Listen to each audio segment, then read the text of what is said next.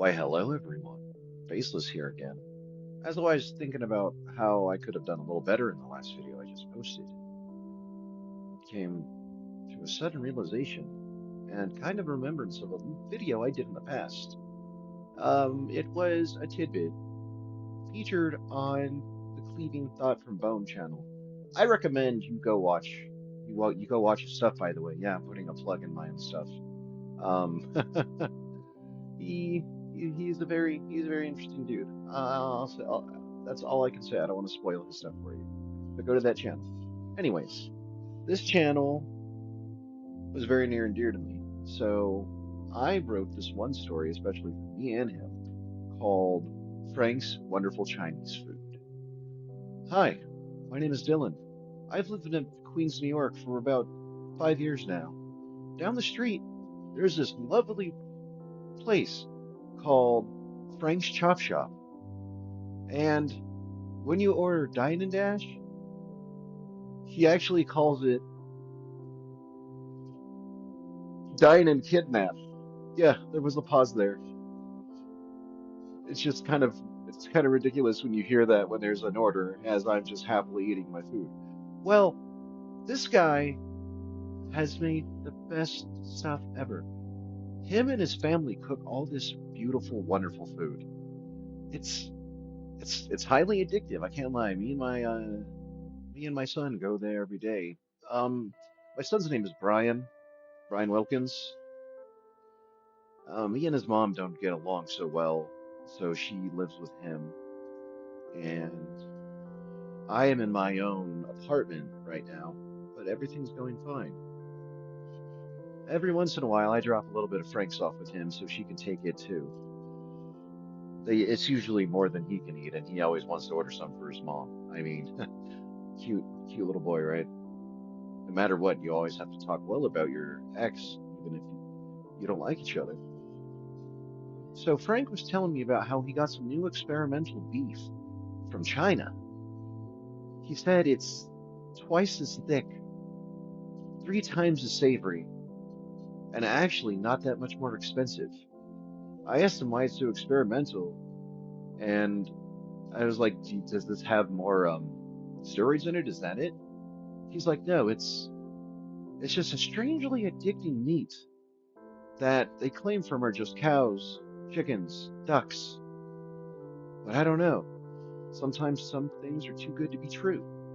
But as long as it brings business to my family and I can honor the memory of my grandfather, that would be lovely." So I started noticing an influx in the customers at his store. I was actually very happy for one because it is just a mom and pop related owned company. Most of the bigger Chinese stores like Panda Express, so on and so forth, have taken most of their business. But this new meat craze seems to be working for them. Everybody's really loving their chow mein, their fried rice, what have you. We went there one day, and I gave him my usual hug as I do, since we're really, really good friends. And my son and his granddaughter go to the same exact school, Willick Information Elementary School. Yeah, that's a mouthful. Trust me, I know. So, we came one day, and this is where it was actually not busy for once, and me and my son were able to get a booth table like we used to have since he was basically just a wee toddler. And I said, "Frank, I'd actually like to try some of that new meat. Can we get some General Tso's, a little bit of shrimp tempura out here, and my son would like some sweet and sour pork." Little to little in no time, I'd say, 10, 15 minutes, he has the meat out. And it was the most delicious stuff me and my son have tried in the longest of times. I bought a second order just to take home for us the next day. I noticed something weird with my skin and my son's skin. Kind of itchy, a little flaky.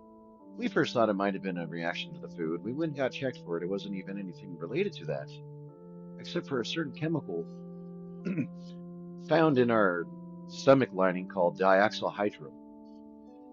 They said this might have been a byproduct of the chemical they used to make the meat.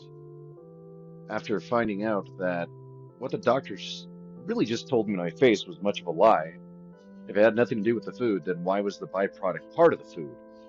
So I went to Frank and talked to him about this. He looked very pallid and very pale. He looked like he was on the edge of collapsing, but he still had the same smile, the same the, the same mannerisms. He didn't look well. His hair was really patchy, and he was starting to clear his throat more than I have just now. I could only really hear him between the gasps and the rasps. Oh, I am so sorry. It's getting a little harder to breathe. I feel like my throat's closed up. Brian's not doing so well either. We just sent him to the children's hospital. I'm on my way. I'm on my way back to Frank. I just can't help myself.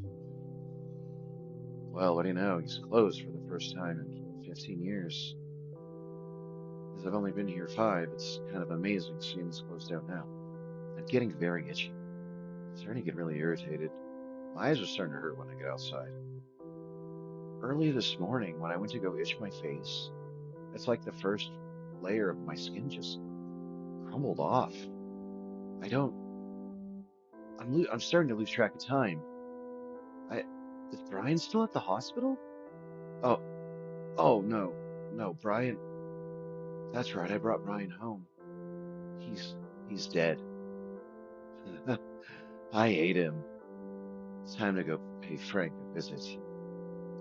Right after eating my ex-wife, I think I have a little bit more room to fill. Oh, this is going to be such a good one. Frank and his wonderful Chinese food never lets me down.